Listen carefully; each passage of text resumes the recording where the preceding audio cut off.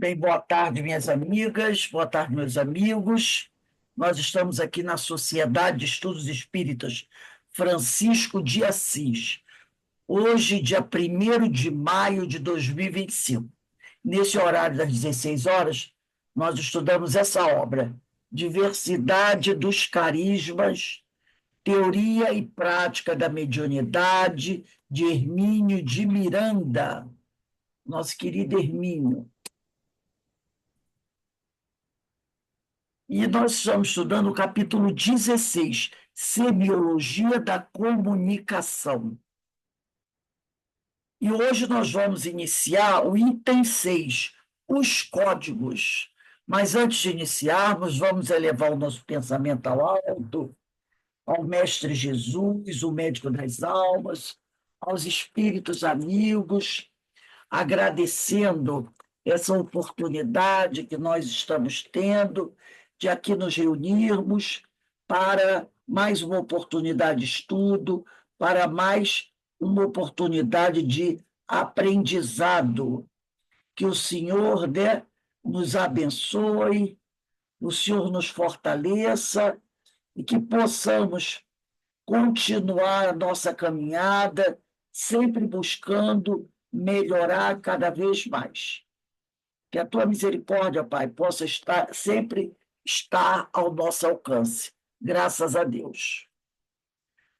Bem, meus irmãos, vamos começar aqui o nosso estudo, né? Livro Diversidade dos Carismas de Hermínio Miranda, capítulo 16, Semiologia da Comunicação, capítulo item 6, os códigos.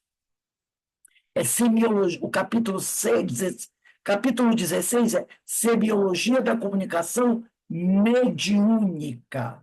Esse que é o título, né? Semiologia da Comunicação Mediúnica, capítulo 16. Então, vamos lá. Item 6, os códigos. Pelas especulações precedentes, e elas mal arranham a superfície do problema, podemos inferir como são complexos os mecanismos da comunicação mediúnica. Não é justo, contudo, atirar toda a carga às costas da mediunidade, pois a comunicação em geral é problema complexo mesmo. E nós já vimos isso, né? Como é complexo essa questão da comunicação mediúnica. Porque quando a gente vê, né, o médium dando a comunicação, o espírito falando, parece, né, aquela coisa muito simples. Eu posso dizer a comunicação perispírito a perispírito, o espírito se aproxima do médium e está problema resolvido. E a gente está vendo, através desses estudos, que não é bem assim que a coisa funciona, né? Então, ele diz aqui: muitas vezes ficamos literalmente bloqueados, sem saber como expressar uma ideia que em nossa mente parece tão clara e óbvia. Nem sempre nos conseguimos fazer entender, falando ou escrevendo a alguém.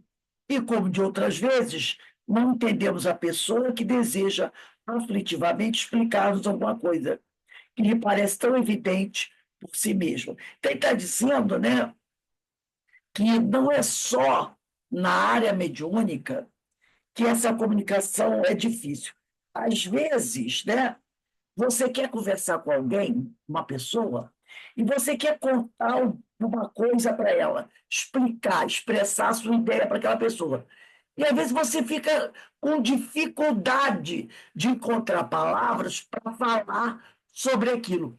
Agora, eu me lembrei que ontem, no estudo do Sermão do Monte, nós estávamos conversando, né, sobre, acho que foi do Sermão do Monte, sim, sobre aquela questão de você, de repente, ter que falar alguma coisa para alguém. Não sei se foi Sermão do Monte, se foi do estudo da Ivone Pereira, ou do Livro dos Espíritos, ou segunda-feira do Livro dos Espíritos, não me lembro.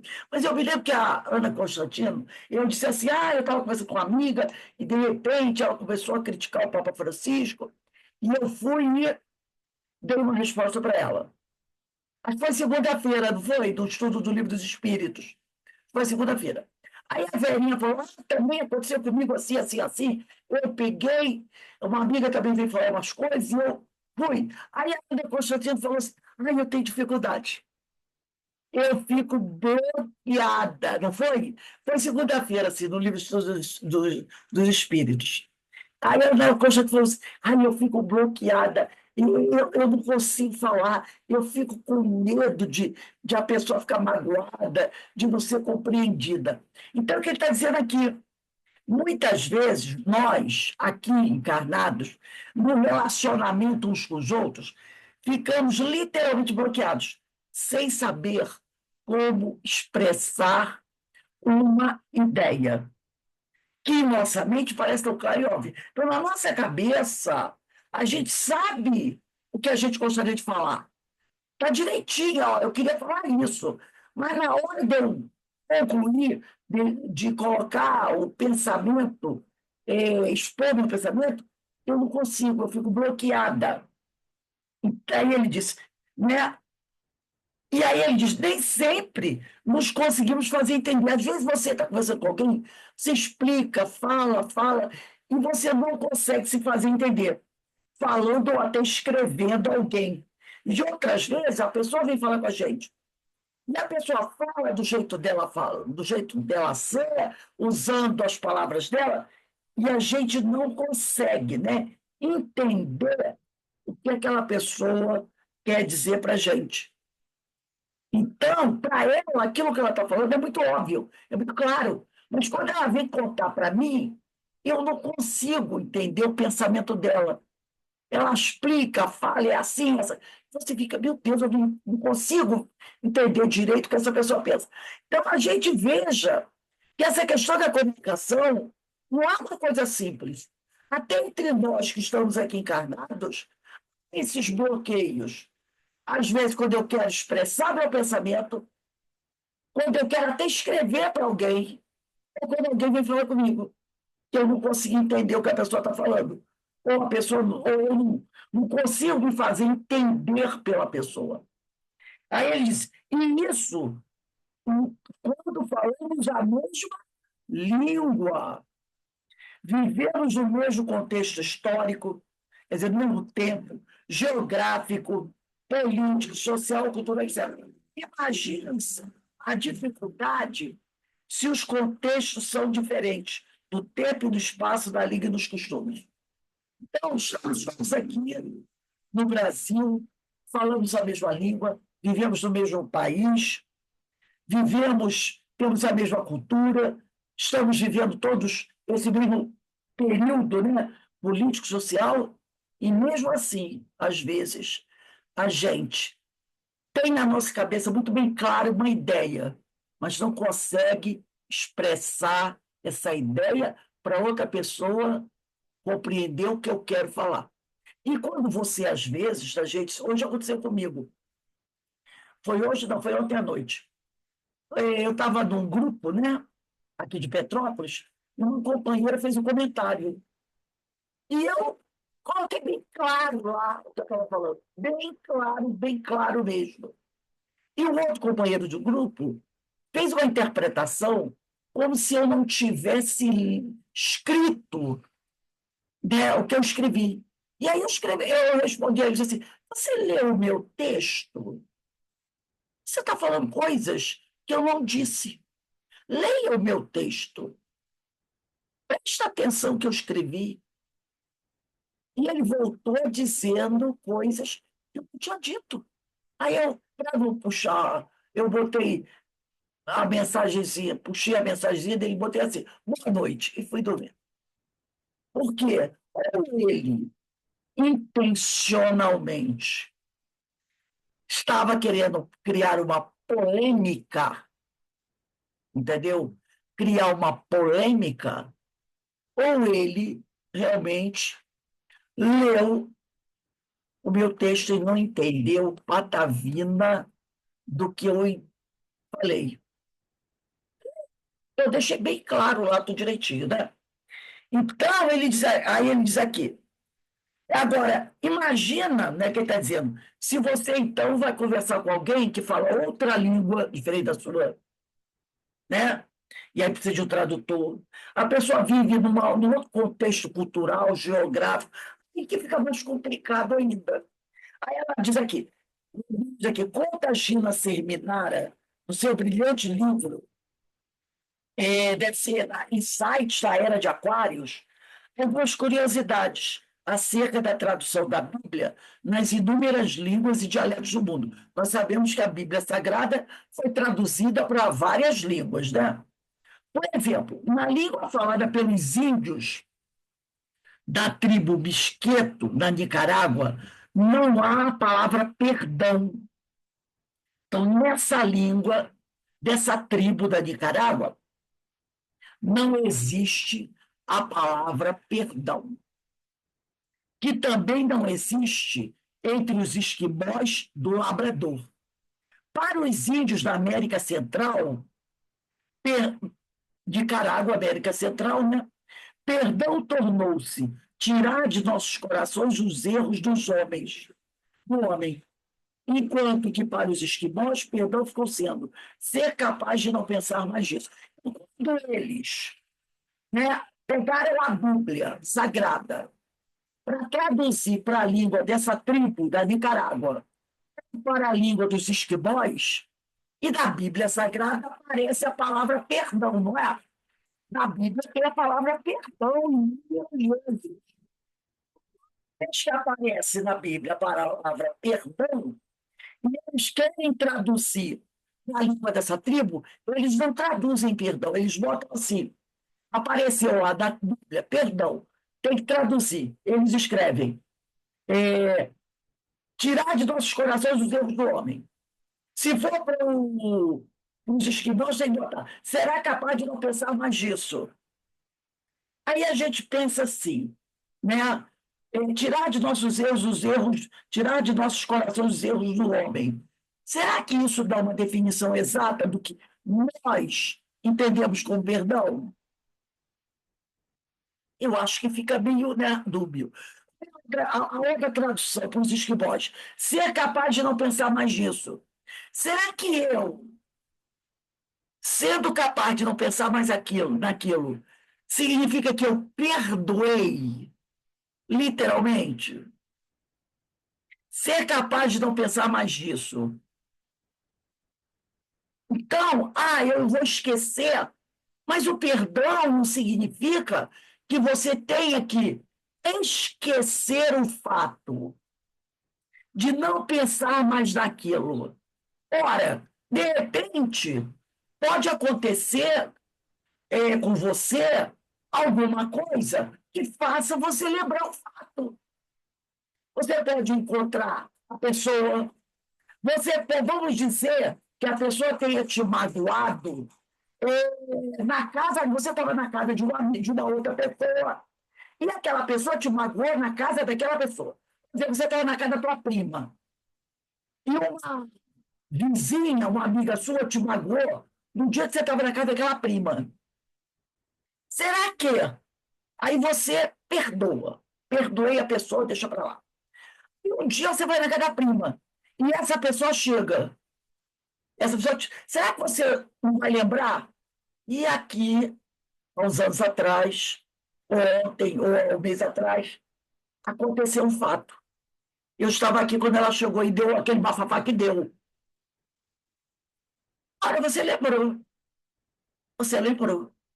Então, quando ele diz aqui, ser capaz de não pensar mais nisso, ora, se você está no mesmo lugar que aconteceu o fato, a pessoa chegou, lógico que você não tem amnésia. É lógico que o fato vai voltar. Você vai lembrar do fato. Agora, o que vai, pelo que a gente entende de perdão, dizer se você perdoou ou não, é o sentimento que vem com a lembrança. Se o sentimento que vier, a pessoa vem chegando, aí você diz, ai meu Deus, começa a bater acelerado, você começa a suar, você começa a ficar meio sem graça, sem saber para onde vai, para onde vem, sem querer olhar para a pessoa, né? Não teve esse perdão. Mas se a pessoa chega, vem falar com você abraça, conversa naturalmente, com leveza, lembrando que aquilo aconteceu, mas teu sentimento não É tranquilo, é de tranquilidade total.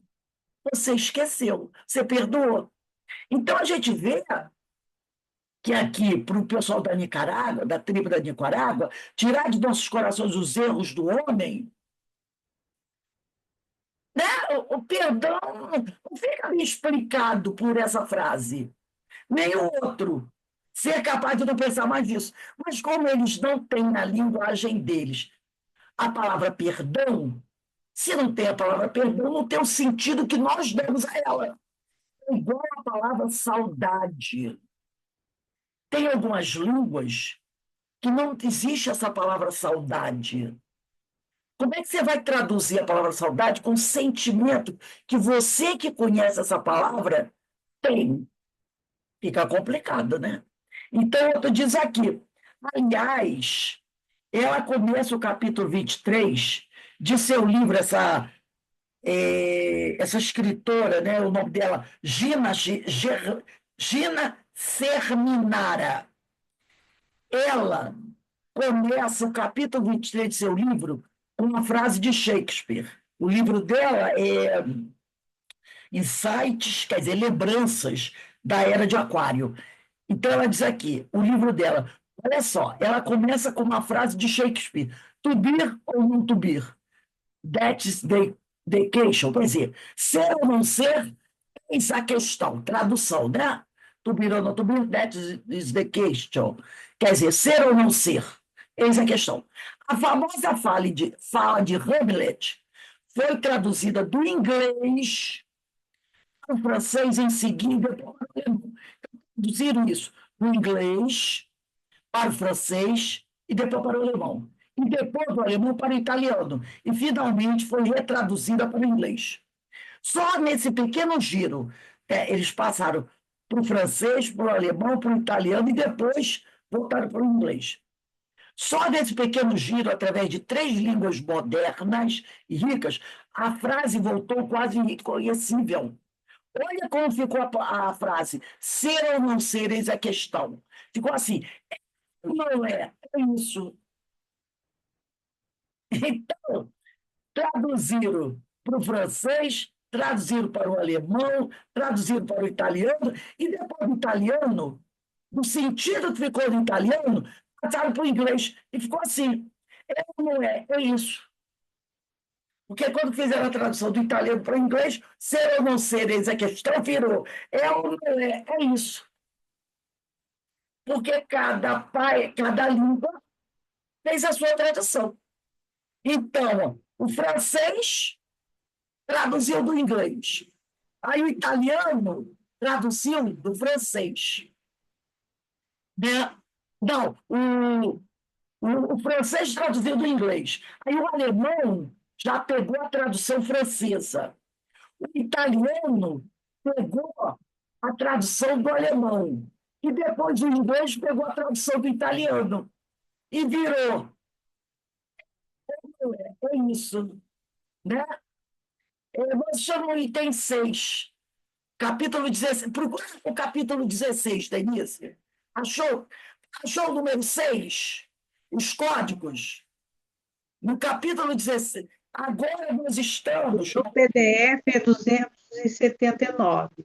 O PDF. no PDF. Nós estamos no final do terceiro parágrafo.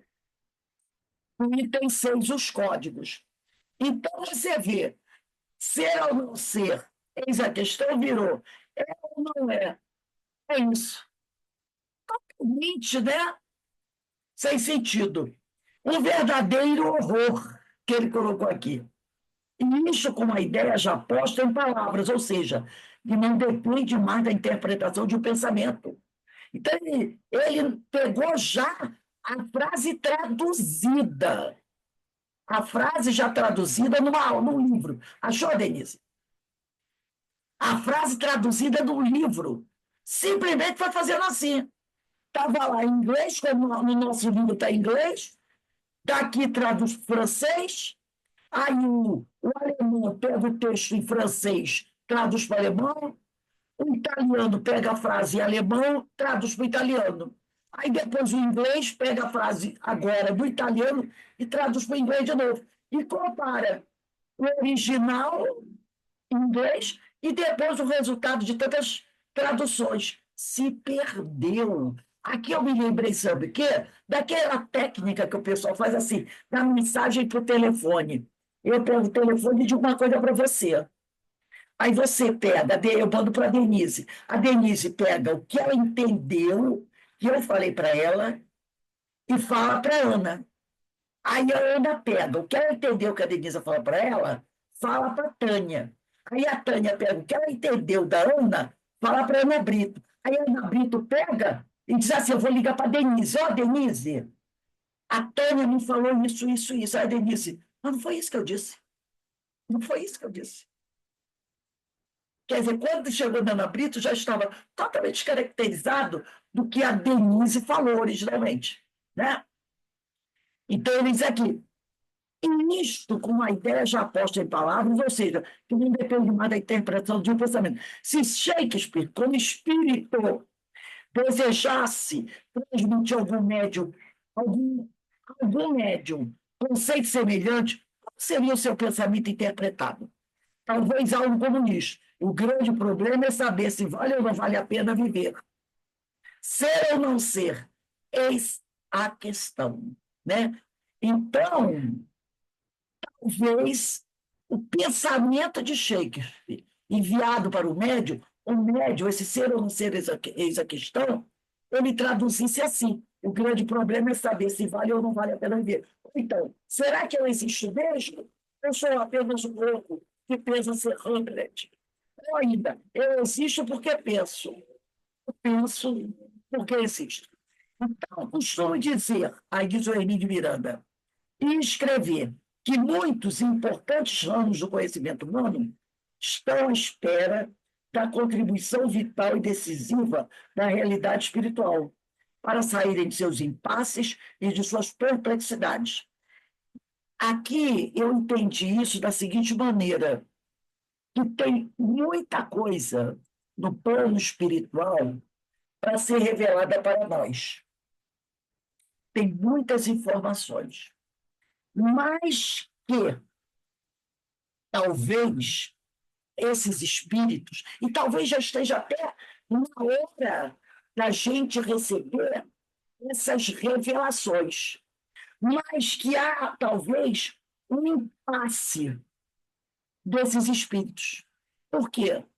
Será que os médiuns, para quem nós vamos enviar essas revelações, saberão, primeiro, captar o nosso pensamento, interpretar o nosso pensamento, processar exatamente esse pensamento e transmitir através de um texto, se for uma psicografia, ou da psicofonia, o que realmente a gente está dizendo, entendeu? Eu li uma vez uma mensagem do Leon Denis, onde ele dizia que não tinha interesse em mandar nenhuma mensagem, nem através da psicografia, nem da psicofonia, né? E o que ele já tinha dito de importante, ele consideraria que já estava nos livros dele, que ele escreveu quando estava encarnado. Mas que, eu não me lembro bem como é que foi, parece que a ideia seria de que ele talvez tivesse receio de que não conseguissem captar bem o pensamento dele e colocar no papel, ou através da psicofonia, o que ele realmente estava querendo dizer. Entendeu? Então, eu dizer aqui, o Hermínio costuma dizer e escrever que muitos importantes ramos do conhecimento humano estão à espera da contribuição vital e decisiva da realidade espiritual, para saírem de seus impasses e de suas perplexidades. Isso é válido para a totalidade das ciências que, de alguma forma, cuidam do ser humano direto ou indiretamente, desde a psicologia até a economia e a política. As técnicas de comunicação estão incluídas aí. Talvez a espiritualidade esteja aspirando uma outra técnica, né, de comunicação mais que dê a eles melhores condições. Aí eu pensei agora, na transcomunicação.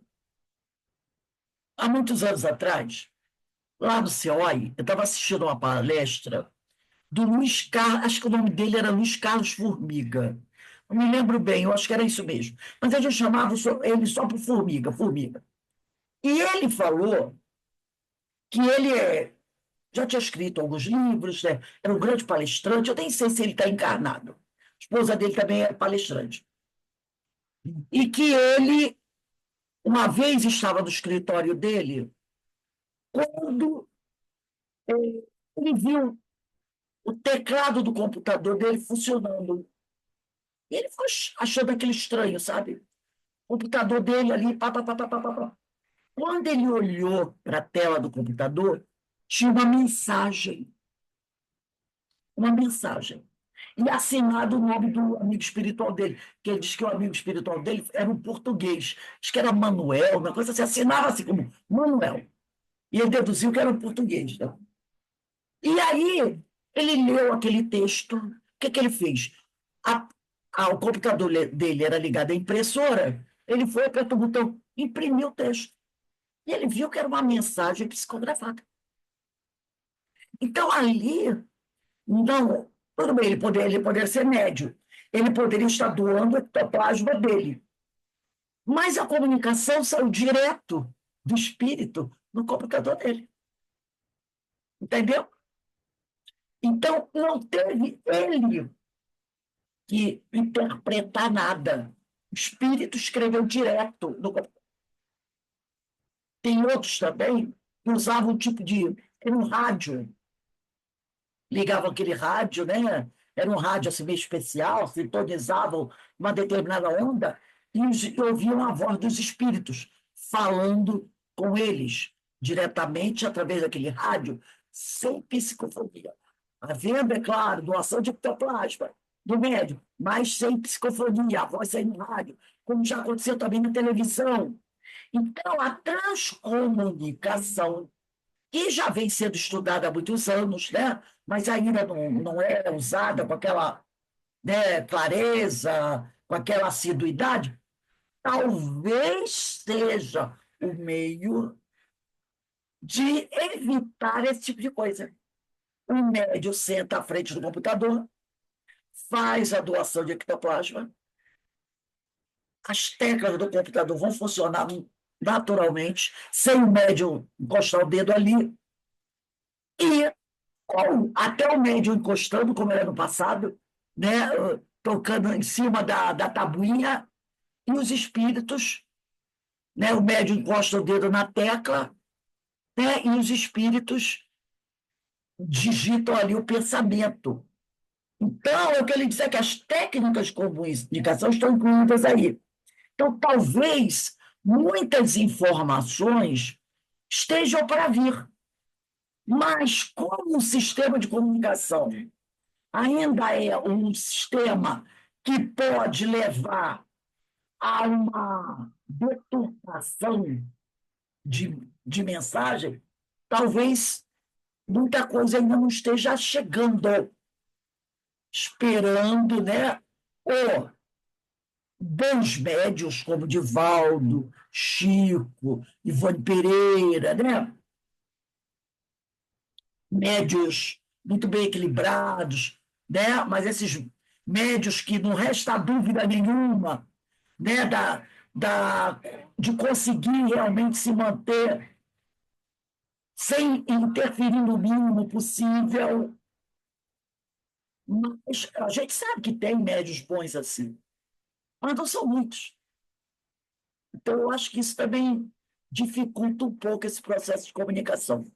E aqui ele diz aqui, ó, começa que o mecanismo da comunicação exige nítida distinção entre individualidade, que é o espírito, e personalidade, ser encarnado. Como já vimos, o espírito não fala, nem escreve nesta ou naquela língua. Ele apenas pensa. Se o leitor experimenta alguma dificuldade em aceitar isso como válido, basta dar uma parada e prestar atenção em si mesmo. Olha que interessante. Se você está pensando em comprar um livro, fazer uma viagem escrever um artigo, você não vai pensar palavra por palavra sobre cada passo que tiver que dar. Assim, amanhã, você não pensa assim, amanhã, na hora do almoço, na cidade, vou entrar numa livraria, na avenida, procurar um vendedor e tirar ele para comprar um livro. Assim que a gente pensa quando está para comprar um livro. Você diz, amanhã eu vou comprar um livro. Você sai daí de ônibus, desce, entra na rua tal, chega lá, vai na banca, pega o livro e vai embora. É assim que você pensa. Mas se você quiser dizer para alguém que você vai fazer isso, você tem que detalhar. Amanhã eu vou na cidade, na parte da manhã. Vou de ônibus, eu vou de Uber, eu vou de carro. E você tá, vamos dizer que a cidade tem, nessa cidade, tem muitas livrarias. Vou soltar da rua tal e vou naquela livraria, dar o nome da livraria, que fica na rua tal, tal, tal. Se você quer contar o fato todo, quando eu cheguei lá da livraria, tinha uma vendedora, estava todo mundo ocupado. Eu tive que ficar esperando, porque eu não encontrei o livro que eu queria na prateleira. Aí, quando a vendedora veio falar comigo, eu perguntei para ela, tem esse livro? Ela disse, ih, não esgotou, mas tá para chegar. Você está contando para sua amiga. Aí você vai o quê? Detalhe por detalhe, não é? Quando você decide, vou da cidade comprar um livro na livraria. Você não pensa esses detalhes. Você só pensa esses detalhes quando você vai contar o que você fez. Então, foi diferente. Aí ele diz aqui, se ele tiver um livro, ele pergunta o preço, é claro. Eu estou contando para o outro. Se for até tantos cruzeiros, que é na época do cruzeiro ainda, fico com ele, mando embrulhar, recebo troco e saio. Nada disso ocorre quando você está pensando em fazer alguma coisa, a não ser que você esteja se preparando para as frases que vai dizer aos pais da moça com a qual você pretende se casar. Ou pensando em como vai abordar o seu chefe para pedir um aumento de salário.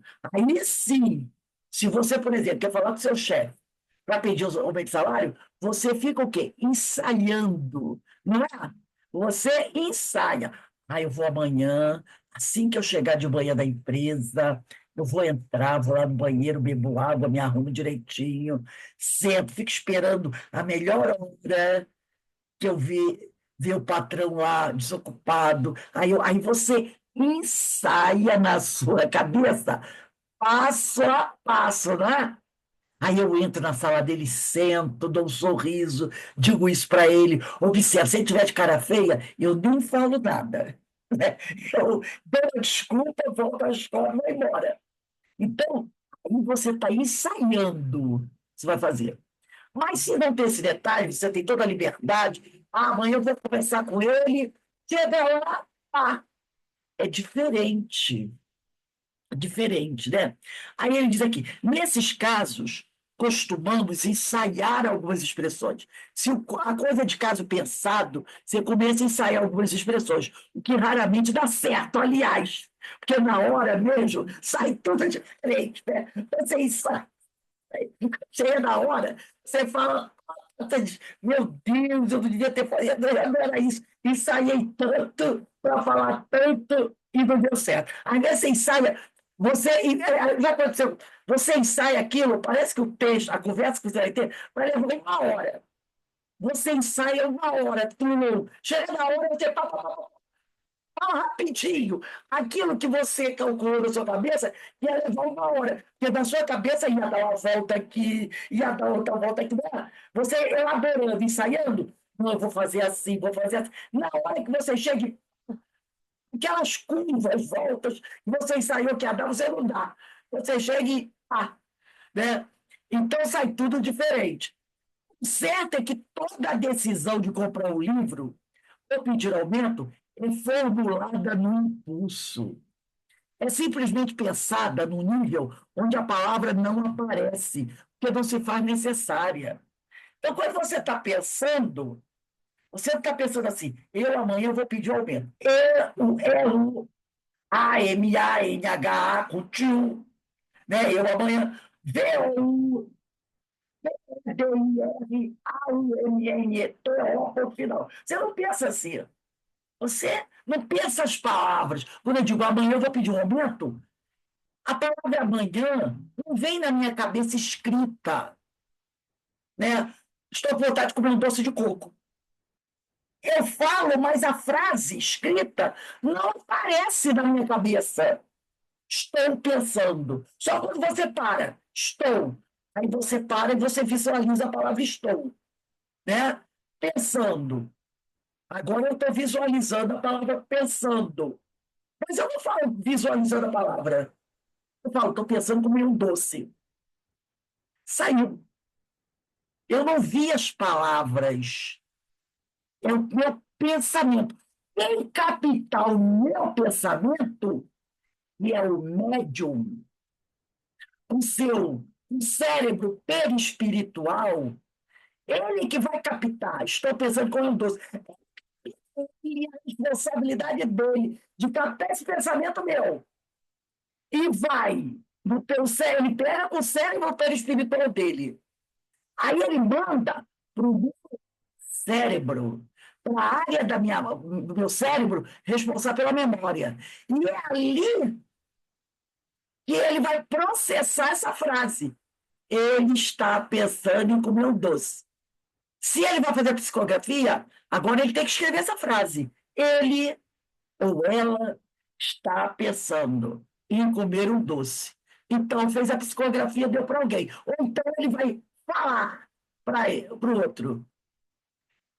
Por exemplo, o espírito falou, ele está pensando em comer um doce.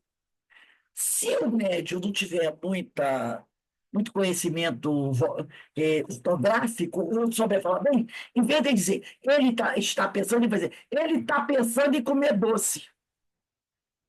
Entendeu? Ele captou a mensagem, processou, mas ele não sabe colocar isso numa frase corretamente. Então ele diz, ele pensando em comer sem R doce. Vou escrever até doce com dois S. Entendeu? Ele captou, médio, a mensagem, com o cérebro perispiritual dele, envia para o cérebro dele, físico, ali chega a hora de organizar isso numa frase, para ele botar no papel e dar para alguém ler. Ou então repetir, mas aí repetir no código, que vai depender de como esse código está organizado na cabeça dele. Mas o espírito só falou a mensagem, como a gente fala para alguém, né? Quando você dita, lembra, professora, na escola, quando a gente ia fazer um ditado de texto, né? Criança, vamos lá, meu caderno. Ditado, eu achava isso ótimo.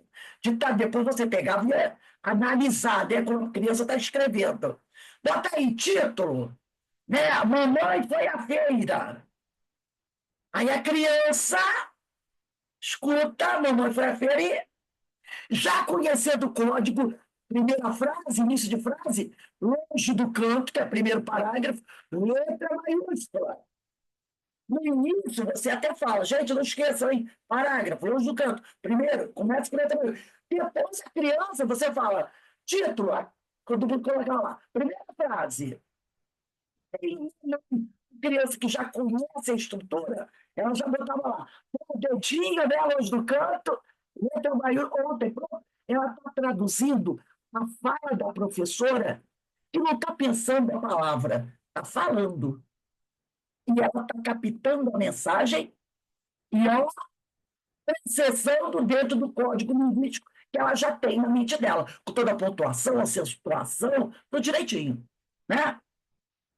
Então, aí ele vai dizer aqui, né? É, nos casos em que você pensa sem palavras, é o seu espírito que está em pleno comando. E ele não precisa de nenhuma língua para falar consigo mesmo. Então, quando eu penso sobre alguma coisa, eu não estou pensando em português, em alemão, em francês. Eu estou pensando. Quem vai receber a mensagem e processar é que tem que resolver esse problema.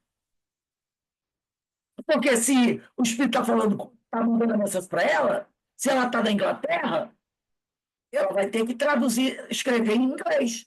Se ela está na Alemanha, ela vai escrever a mensagem em alemão, ou falar em alemão.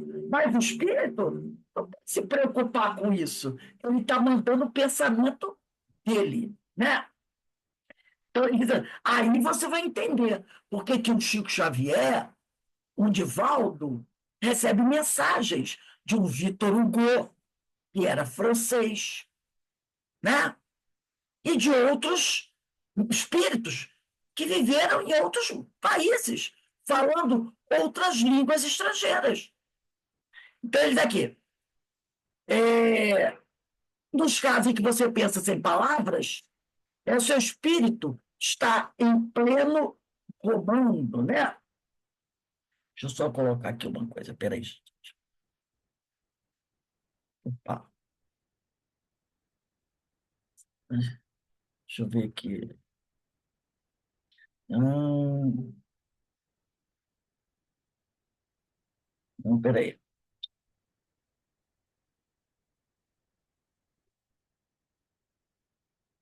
Eu só não cheguei. Ah, esse mesmo. Então, vamos lá. Então, isso aqui. No caso em que você pensa sem palavras, é o seu espírito que está em pleno comando. E ele não precisa de nenhuma língua para falar consigo mesmo. E se fosse o caso, qual delas ele escolheria?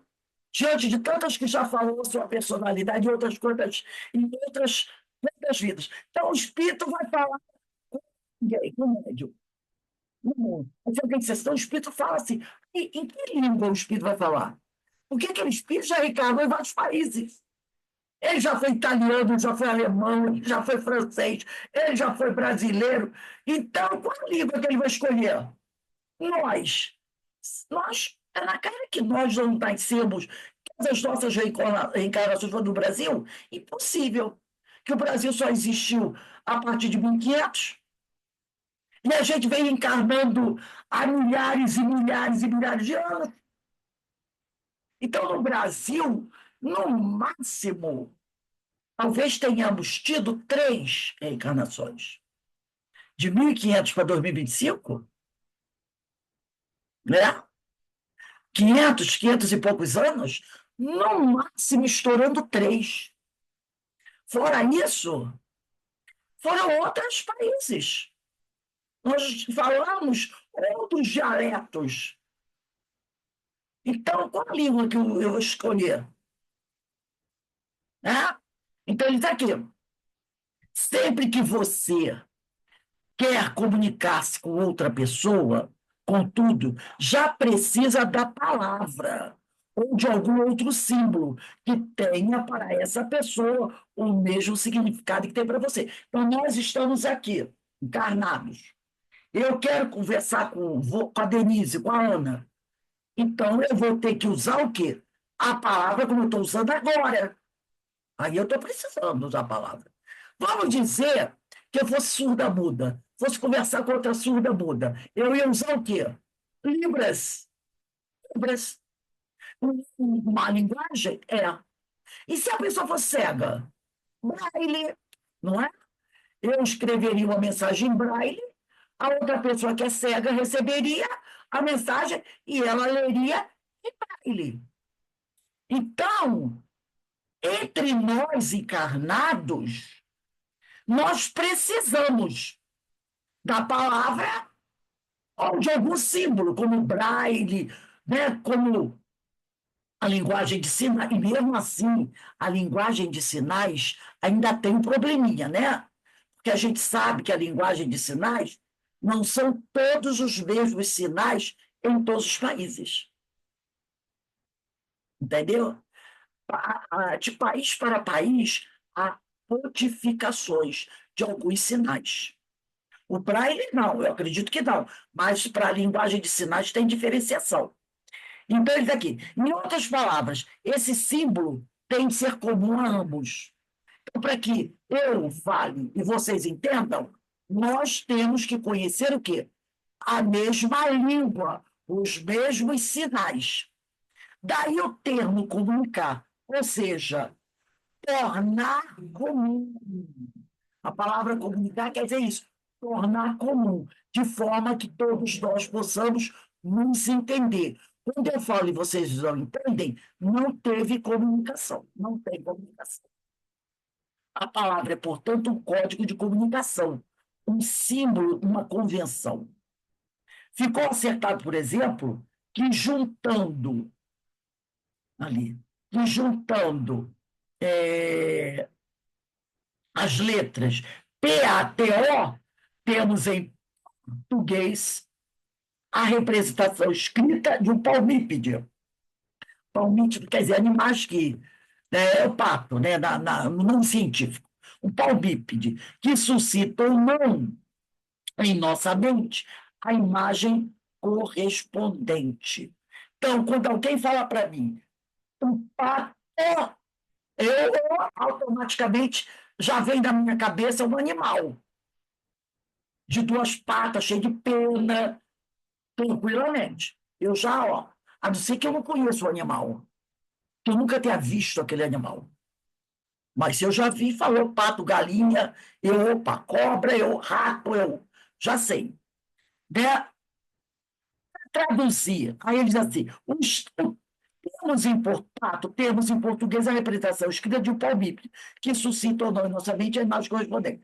Com um dicionário, traduzir na nossa linguagem comum a imagem pensada, temos a palavra pato. Já, se você for falar com o inglês ou americano, e eu falar a palavra pato, não serve para suscitar a mesma imagem.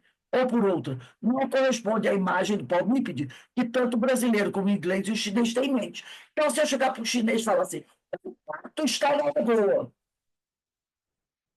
ele não vai saber que animal está na lagoa. Por quê? Porque na língua, no mandarim, tu não escreve como eu escrevi, P-A-T-O. É outros códigos. Em inglês é Duke, é Drake, né? Drake. Drake ou Duke. Então, é por isso que ele diz, as pessoas precisam conhecer o mesmo código. Porque se eu falar uma palavra em português, né, o nome de um copo, em inglês, não me lembro. Glass é garrafa, né? Glass, né? Garrafa, em inglês. Se eu falar garrafa, vocês sabem o que é isso aqui, ó. É isso aqui. Mas no inglês eu tenho glass, aí eles não vão fazer essa associação. Eles não vão fazer essa. Eu não sei se em inglês garrafa de plástico e garrafa de vidro é a mesma coisa. Mas eu estou deduzindo aqui, né? Vamos dizer que seja. Então, table, vamos pensar a palavra table. Table quer dizer mesa. Então, se eu falar assim, a mesa quebrou, vocês vão saber. Automaticamente na mente de vocês vai vir o desenho da mesa. Mas se eu chegar para o inglês, para o alemão, para o francês, ou para o chinês ou japonês falar, a mesa quebrou, na mente deles não vai vir a imagem de uma mesa, porque eles não conhecem esse código que indica mesa em português. Para eles, na língua deles, a palavra mesa se expressa por outra palavra. Não teve comunicação, né? Então, aqui, a imagem é sempre a mesma. Sempre vai ter o pato, a imagem é sempre a mesma. Em toda parte onde o bicho seja conhecido. Qualquer que seja o símbolo gráfico ou falado que tenha sido convencionado para representá-la. Por isso a escrita começou com os pictogramas, com os desenhos. Observe a ilustração na página seguinte. Era assim que se expressava quem desejava dizer que saiu de barco, passou 3 dias caçando com 4 companheiros e caçou 5 patos. Porque a imagem do animal é sempre a mesma, só que em cada língua ela é escrita de forma diferente. Ela é escrita de forma diferente. Então, se o chinês ele viu um pato e quer falar para mim pato, ele vai escrever em chinês. Eu vou olhar e dizer assim, não sei o que você está querendo dizer. Agora, se ele pegar o desenho e me mostrar, eu vou dizer, É pato, é pato. Mas se ele não mostrar o desenho, não adianta. Aí ele diz assim, isso, por isso que a escrita começou com os desenhos, os pictogramas. Então, ele vai mostrar uma ilustração para a gente. Eu não sei se no PDF tem esse desenho. O desenho é assim: tem um barco, tipo aqueles barcos antigos, um barco sem vela. Imagina só o barco. Em cima do barco, tem três linhas, como se fosse arco-íris, cortando o barco. Está pronta a popa. Que é como se fosse uma canoinha, sabe? Só que é uma canoinha que as pontas são um pouquinho elevadas. Então, é um negócio assim, o barco, com as pontas dele um pouquinho elevadas. Em cima do barco, bem acima do barco, mas pegando de uma ponta do barco a outra, tem três linhas como se fosse um arco-íris. Tem a primeira linha, tem a segunda, tem a terceira. No canto do barco, tem quatro pauzinhos. No outro canto do barco, tem desenho de cinco patinhos. Olha só o que ele diz aqui. Aí estão a canoa, mas é uma canoa mais elaborada, que as pontas da canoa, uma ponta é assim, outra é assim. Aí aqui faz assim. Então, aí estão a canoa, os quatro homens, representados por quatro varetinhas, que estão do lado do barco, vamos dizer assim, da proa do barco. Os cinco patos, no outro lado do barco, na ponta do barco, do outro lado, da outra ponta do barco. As três linhas que passam em cima do barco, como se fossem três linhas do arco-íris, são os 3 dias expressos em 3 sóis cruzando o céu. Então, cada dia é representado por uma linha que começa na ponta do barco e morre na outra ponta do barco. Representando o quê? Nascente, ó, e termina aqui, doente. Nasceu a linha, cada linha representa o sol que faz a curva no céu. Começou aqui, ele vai, chega do outro lado. Quando chega do outro lado é o quê? É a noite. Cada linha representa um dia. Então, olha só o que ele vai dizer aqui. Simples, não é? As coisas se complicaram quando se passou a usar símbolos, ou seja, uma segunda geração de símbolos. E isso só foi possível depois de inúmeras e complexas convenções, uma de modularizar os sons a fim de poder recombiná-los. Por exemplo, um pãozinho, que coisa interessante, um pãozinho com a barriga para a esquerda é a letra D de dado, não é? Um pãozinho com a barriguinha para a esquerda é o D de dado. Se a barriga do pãozinho estiver para a direita, é um D de bola. E se estiver em cima essa barriguinha do pãozinho, é um P. Se forem duas as barrigas, é um B maiúsculo. Zinho. A esquerda é D de dado, para a direita é B de bola. Se a barriga for em cima do pãozinho, é o P. Agora, se o pãozinho tiver 10 barrigões, é de bola. Tudo é um pãozinho. E assim por diante. Se você tiver de mencionar um pato numa conversa ou numa carta com alguém de fala inglesa, terá de utilizar os termos duck ou drake. Se quiser ser mais preciso, se trata de um pato. Se você quiser falar o pato está da lagoa, não interessa se é fêmea ou macho, você fala duck, D-U-C-K. Mas se você quer dizer assim, ontem eu comi um pato, ele era macho. Aí você não pode dizer mais duck. Você tem que dizer drake. A gente diz o quê? Pata. Pato. Só que os patos estão na lagoa. Digo pato. Mas se você quiser especificar, mas tinha uma gordinha, pô, chama umas pato. Você já bota no feminino. Mas se for mais de um, você já vai botar um S. Os patos. Entendeu? É o tal do pauzinho com barriga para a direita, para a esquerda, para em cima e para embaixo. É o Azinho no final, é o S que você botou, né? Isso significa que você tem de transformar a imagem de um pato na palavra. correspondente e depois vertê-la para a língua que você desejar. Se não, o norte-americano ou o inglês não vai entender o que você quer dizer. Então, voltando ao Darwin, eles queriam dizer, os antigos, aquele povo primitivo, que eles fizeram uma viagem para caçar patos, por exemplo, eles pintavam, eles não conheciam a língua escrita. Essas são as pinturas rupestres. Eles desenhavam a canoa. Então, todo mundo já entendia. Fomos de barco. Fomos 4 homens. Desenharam 4 pauzinhos, um do lado do outro. A viagem durou 3 dias. Eles botavam 3 arcos em cima do barco. Cada arco indicava o sol começando à direita, no oeste, terminando lá no poente, no nascente e no poente.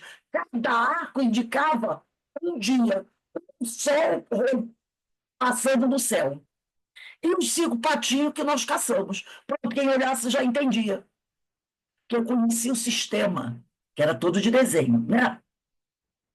Observamos, portanto, que temos de usar um código bastante complicado, porque o desenho era mais simples, né? Um código bastante complicado a fim de nos entendermos pelo mundo afora. Ainda mais, quantos países tem no mundo? Milhares. E cada um, na maioria das vezes, fala a sua própria língua. Como é que você vai conseguir aprender todas as línguas? Você quer ver uma coisa? O inglês que é falado dos Estados Unidos é um pouco diferente do inglês que é falado na Inglaterra. Como o português que é falado em Portugal, antigamente, escrito, o português de Portugal era escrito diferente do português do Brasil, até que resolveram unificar. Agora, hoje, Portugal e Brasil escrevem da mesma forma o português. Mas até uns anos atrás, não. Em Portugal era escrito de uma forma, no Brasil era escrito de outra. Aí, para facilitar a venda de livros, que dava problema, você comprava um livro em Portugal, às vezes você não conseguia entender. Eles resolveram unificar. Então, comprar um livro aqui, levar para Portugal, comprar para Portugal é a mesma coisa. Mas você vê que o inglês britânico e o inglês americano têm lá suas sutilezas. O espanhol falado na Argentina e o espanhol falado lá em Madrid, na Europa, tem suas sutilezas. Né? Então, eles aqui, olha outra coisa. Então, aqui, observamos, portanto, que temos que usar um código bastante complicado a fim de nos entender pelo mundo afora. O ideal seria, digamos, será para o futuro, quando o sonho do ilustre e respeitado Dr. Zamenhof tornar-se realidade. Então, o nosso código de comunicação será um só, o Esperanto, que a ideia era criar uma língua que o mundo inteiro falasse. Aí você poderia ir a qualquer lugar. E já muitas pessoas falam Esperanto. Inclusive, quem fala Esperanto usa um brochinho aqui na roupa. Quando viaja, bota um brochinho aqui. Um brochinho, eu sei que tem uma coisa verde no broche. Porque se você estiver andando pela rua e uma pessoa vê você com aquele broche, ela sabe que você fala Esperanto e ela vai falar com você Esperanto. Entendeu? Então, a ideia dele, do Zamenhof, é que um dia todos falam assim mesmo. Então, que ele diz aqui, ó, o ideal seria, digamos, será, um dia, quem sabe, falemos todos o Esperanto, né? Ou todos falemos o inglês, que já que é uma língua, né? Se todas as pessoas do mundo conseguirem aprender o inglês, ou o Esperanto. Enquanto isso não acontece, temos de aprender penosamente, um por um.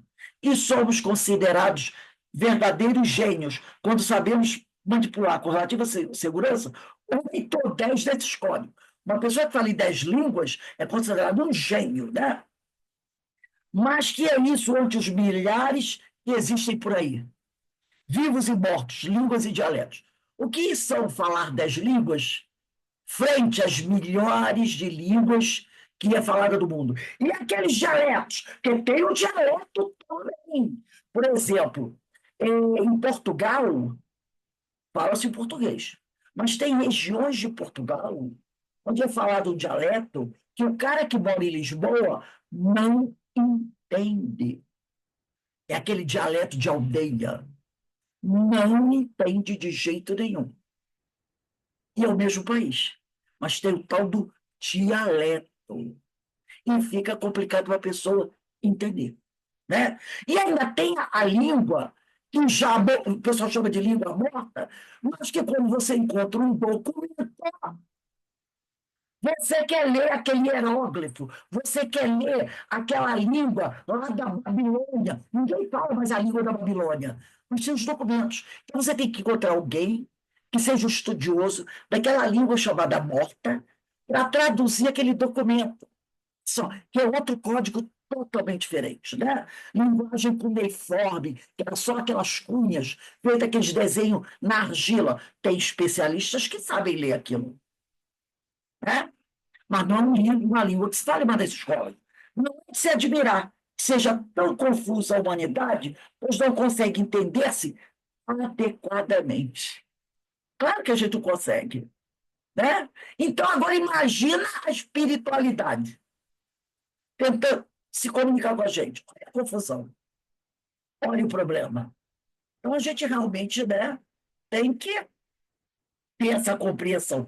E, enquanto médios, médio, fazer o possível para se qualificar, para poder ser um bom tradutor da mensagem dos espíritos, para interferir o menos possível no pensamento deles, né?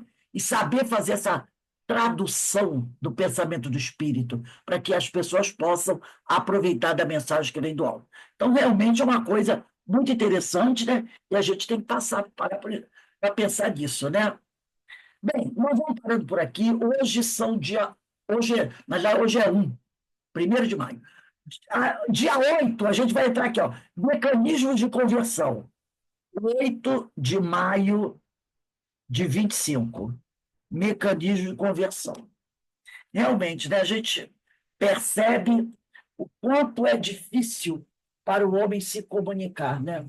Para o homem conseguir ali mandar a mensagem dele é uma complicação realmente muito grande. Então a gente tem que trabalhar muito para se melhorar. Nós vamos dar uma paradinha aqui, tá? Quando for 5h30, a gente retorna para o estudo do livro da Amélia Rodrigues, Luz do Mundo. E eu hoje estava crente que era sexta-feira, então eu mandei as bênçãos. O primeiro aviso que eu mandei foi tudo de sexta-feira. Na minha cabeça, hoje era sexta-feira, né? Que o Senhor nos abençoe e nos ilumine. Já eu quis.